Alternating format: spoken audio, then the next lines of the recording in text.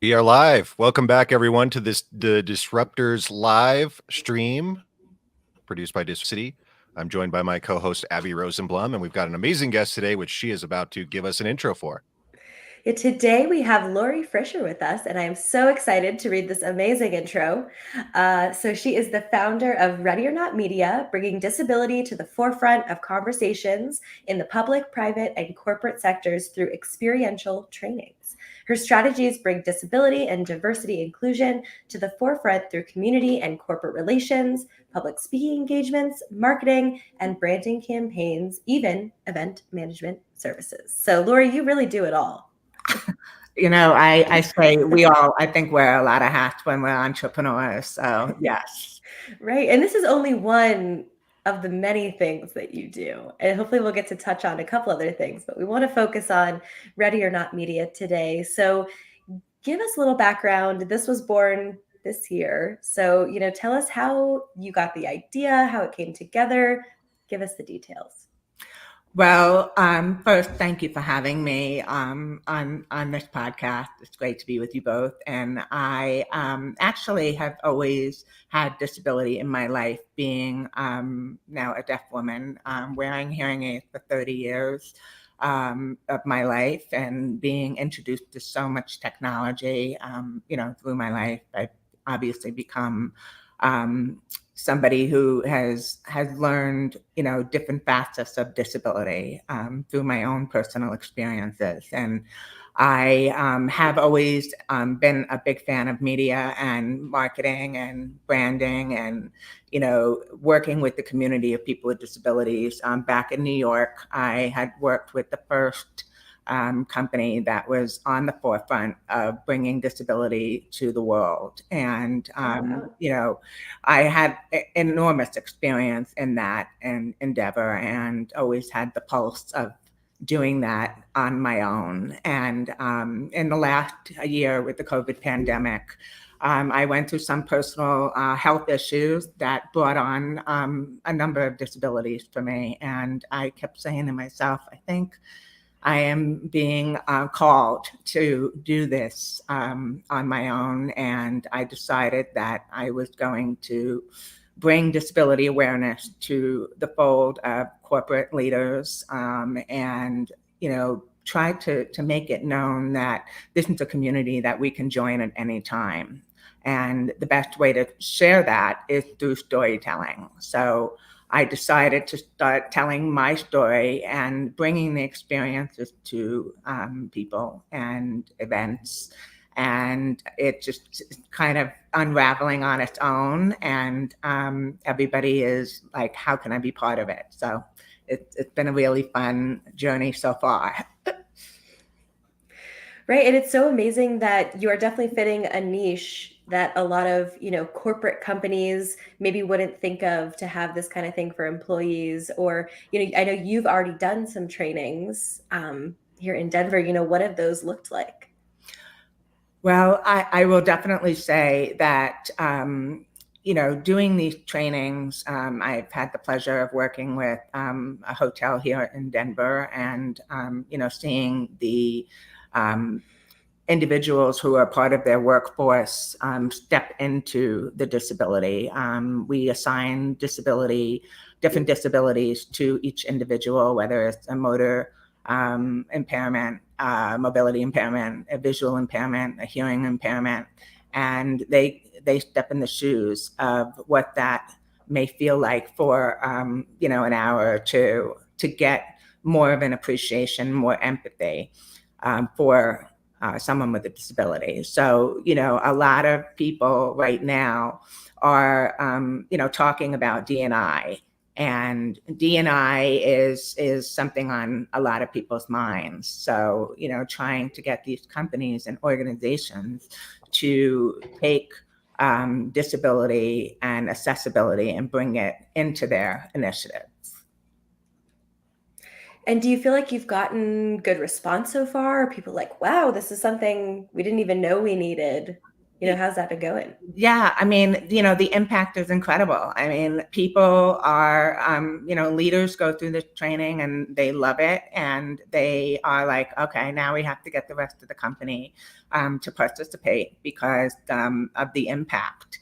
And, once you are impacted by one of my many services, and this in particular, you will, leave touched for life. And we are bringing diversity to life. And that is what, really sets us apart in that. And, people will go home and they'll talk about it with their families. And that's the point. We're elevating conversation. We're elevating more sensitivity to how important this market is. So, they go back and they go, oh my God, I am someone who can join this community at any given moment in my life. Your life can change at a fraction of a second and you can be part of this community. So the impact is incredible.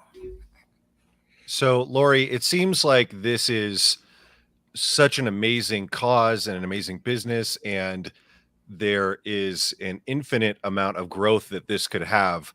When you look at it on paper, do you have specific goals in the next few years that you hope to accomplish in the number of people you reach or the number of trainings you do? Is there any way to quantify this with it just kind of being so evergreen? No, Andy, it's a good question, and I think that for me, I'm living in the moment, and I am, someone who's not projecting what is, because we want the impact to happen in the present now. If we know we affect them now, we know that the future holds, for so many people to be in a better understanding of the movement of disability, and to understand that you better sign up. And, there's a buying power in this market of $13 trillion and 1.8 billion people with disabilities worldwide. So it's like, what, that number is just going to keep on going up. So the more people we at Ready or Not Media reach, we know that our job, is getting done. It's never over. So that for me, there's no set time or deadline. It's join now. The time is now, and that's where I'm focusing on now, the present.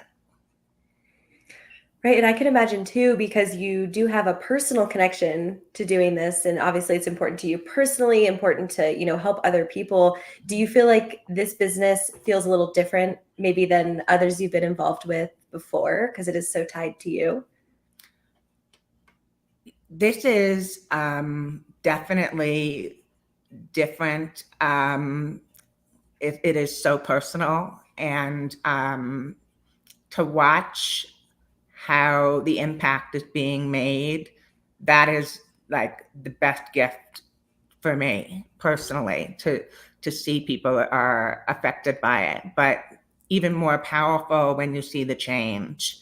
And that is what I look forward to seeing, the change happen, and more people embracing this hot button of D&I and saying, we want to be part of the movement because we are part of the movement. And, I get such pleasure and knowing that I can make people come out and talk about, the fears that they may have had about talking about their disability. Because I think, there's a lot of people who have invisible disabilities. There are people who are afraid to talk to corporate leaders and say, I need this, and access is important to me, and I don't know how to ask for it because I'm not in an environment that is, welcoming it and embracing it.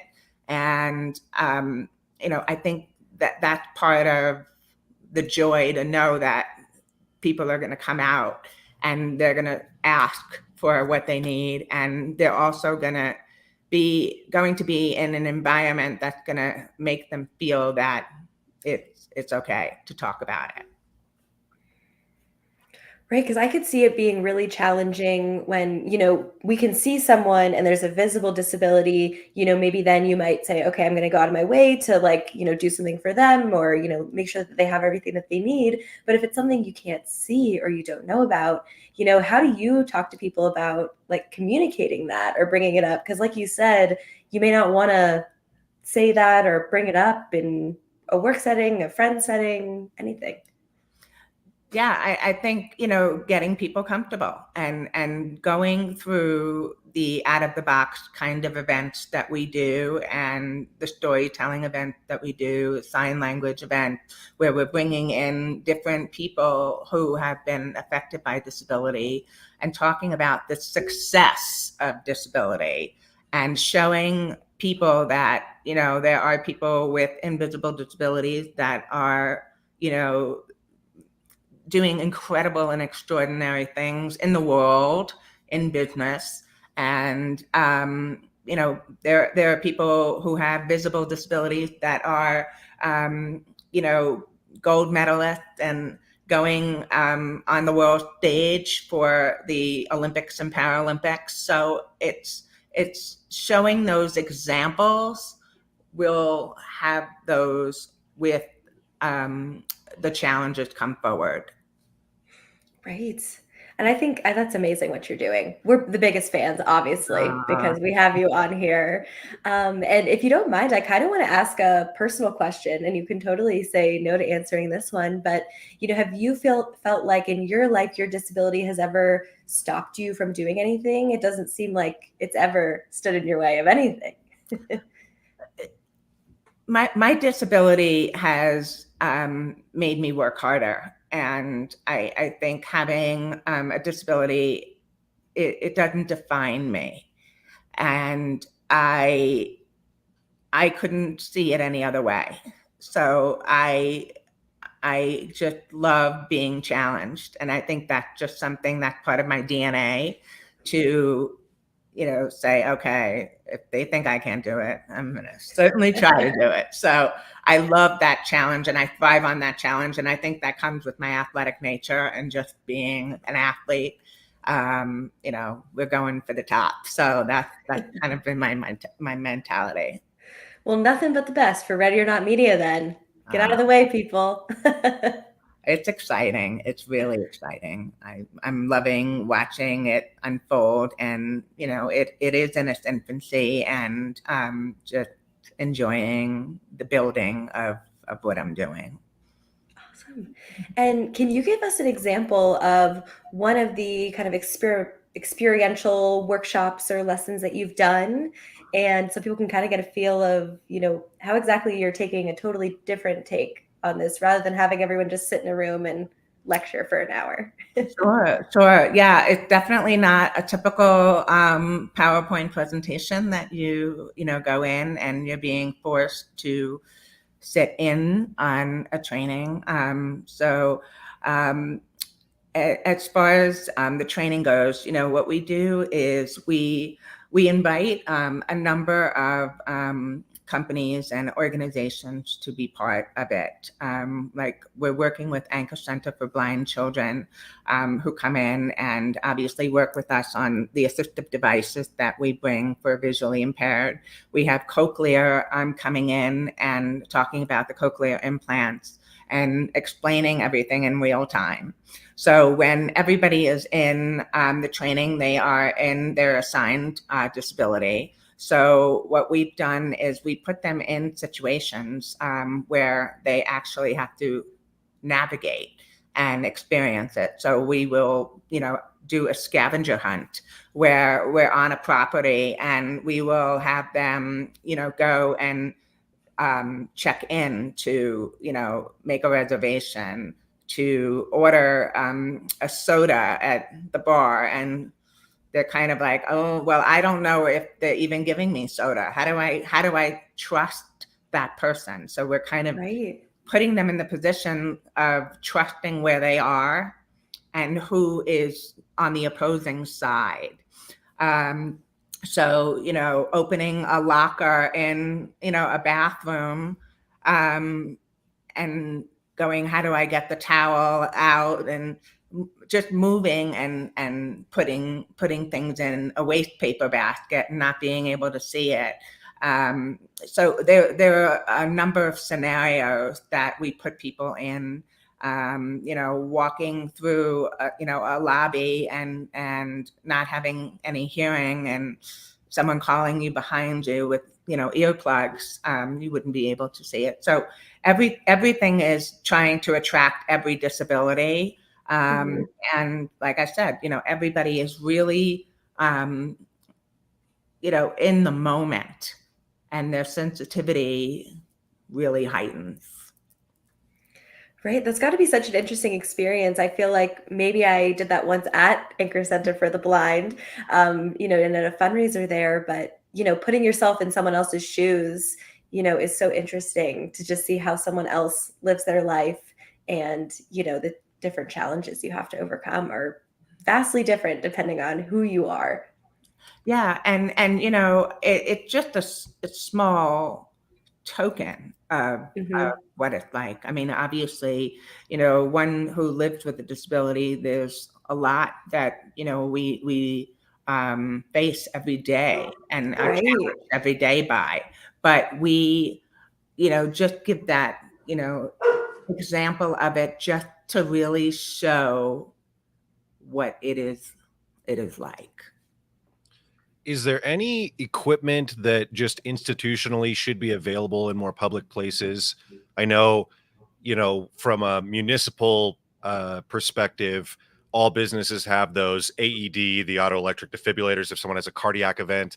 And there are things, I mean, like a fire extinguisher is a bad example, but there are things that just commonplace for safety. Is there anything on a general perspective that more places should have available for people with disabilities outside of ramps versus stairs and things that are obvious for people, for example, in a wheelchair? Yeah, I mean, I think the awareness of disability, in a public space, being more mindful with the architect of buildings. I think everybody is so stuck on, okay, if we put a ramp here and, we have a curb cut here, that's access. So I think it's beyond a safety standpoint. It's being mindful of,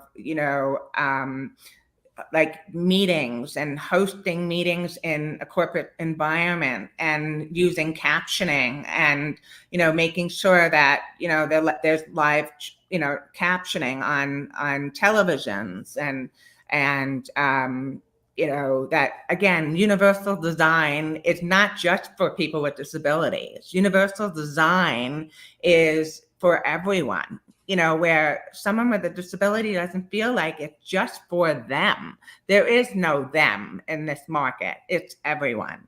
So, I'm trying to bring that awareness that it's not, about this particular need. It's how do we create an environment that is comfortable for everyone. So one specific example, and this might be too specific, one of the causes that I care about a lot is neurodivergence and brain trauma. And service animals is something that has grown a lot over the last few years beyond people with vision impairment, but for people with epilepsy and bipolar disorders.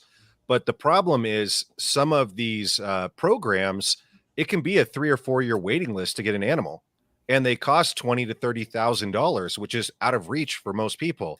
So if you're a parent and you have a child that gets injured as a teenager, or has some kind of issue that has developed as they've developed as a human, it you can't wait 5 years to get the help. What do you think about some of these things where tools are particularly expensive and it's not a physical disability where you can immediately get medical help to remedy that, but something that socially, like you guys were talking about, the things that don't show? How do you feel about some of the costs and some of the lack of availability of some of these technologies and resources? I know animals are specific.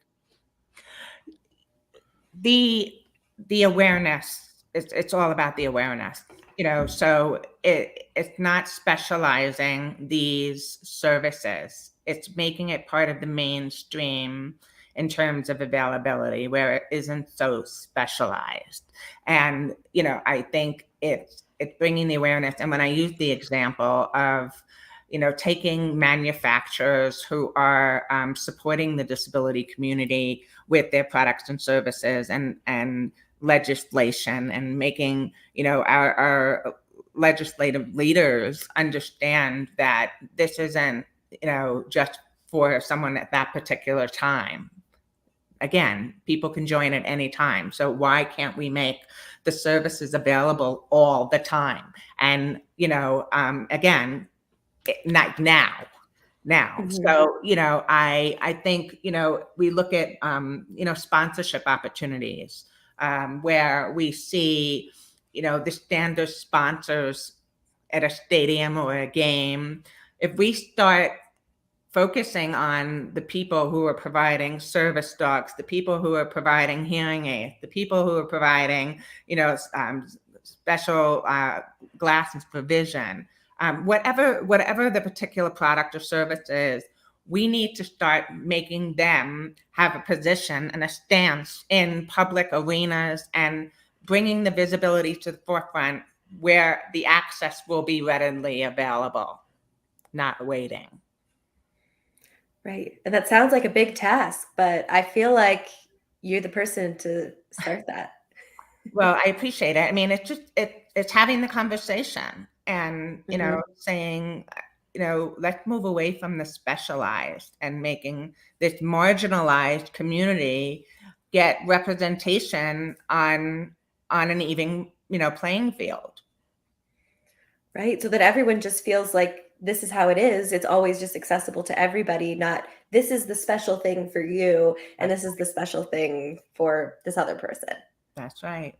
Yeah. When it comes to hiring, when it comes to product and research development, when it comes to marketing and branding, everything should speak to the people. Mm-hmm. So you only have so many hands and so many hours in the day. I know that people that listen to this may have resources, may have ideas, may have connections. If you were to get a significant grant or benefactor of some kind, I know that it's not necessarily financial hurdles, but let's say, as an example, if someone cut you a check tomorrow for $1 million and said, do good with this, what are the immediate opportunities to amplify the message or to affect the most people?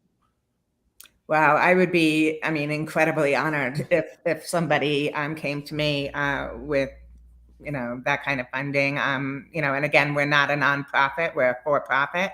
But, I would definitely have, a marketing team. I would have, people to help with the training and development of the training to get people out there. I think from an operation standpoint, to help us, get our ducks in row so we can get out and reach, the community beyond, Colorado. So I think it really would start with that from an operation standpoint and getting me, to get all that lined up. But, the business is there. It's just, a matter of marketing it and getting it out to the masses. Well, hopefully this live stream helps just a little bit. And we obviously want to have some time for Lori, you to plug different ways that people can stay connected with you. If maybe they want to experience one of your trainings, how can they reach out? How can they stay connected? Give us all the places they can follow you. Yeah, I would say, definitely LinkedIn is a great place to find me. I am posting a lot of disability information that is out there, both domestic and international. That is definitely my prime area of where to find me. Yes, I have an Instagram that we just started on at Ready or Not Media. And we're just beginning, so just really right now it would be primarily LinkedIn. Love it. We will send people there, and we're streaming right now on LinkedIn. So just go look up Lori Frisher. You can go find her. Yes, and definitely just go to my website and you can contact me and look through, our services and what we're offering. And there's going to be a lot of updates coming soon. So keep your eyes open for that. Exciting. And we do like to end these with something a little more fun because we've been talking about business and, things that are a little more serious. What is something that you are celebrating right now, whether personally or professionally, that you would like to share? Well, I actually had been given an incredible opportunity to write a chapter in a book, and it's going to be coming out in October for Disability Awareness Month, which is terrific. I'm very excited. I have actually been tasked to put my feelings to paper for the first time. So that's been really exciting for me. And I'm so excited to see what's going to come from that. So it's fun. Oh, congratulations. That's exciting. What's your chapter going to be about? Can you give us any hints, I clues? am not telling yet. Okay. So it's really one thing I will say. It's the vulnerability of sharing, and I do give different snapshots of my personal journey and what I've been through, and where I'm hoping to go with it. So it's exciting. Yeah. Well, we can't wait to check it out, and I'm sure we'll be sharing that when it comes out, so please let us know. Maybe we'll have to have you back on the live stream to talk about it. It'll be yeah. And we will share this everywhere. We'll have Lori's info so you can reach out to her or check out her website. Andy, any last questions from you? What was the URL for your website? So it is readyornotmedia.com. Perfect. Easy. Awesome. Well, Lori, thank you so much for joining us. We're so happy to share the good that you're doing in the world, and we can't wait to see what more good you continue to do. Thank you so much. I appreciate the spreading the awareness. Awesome. Perfect.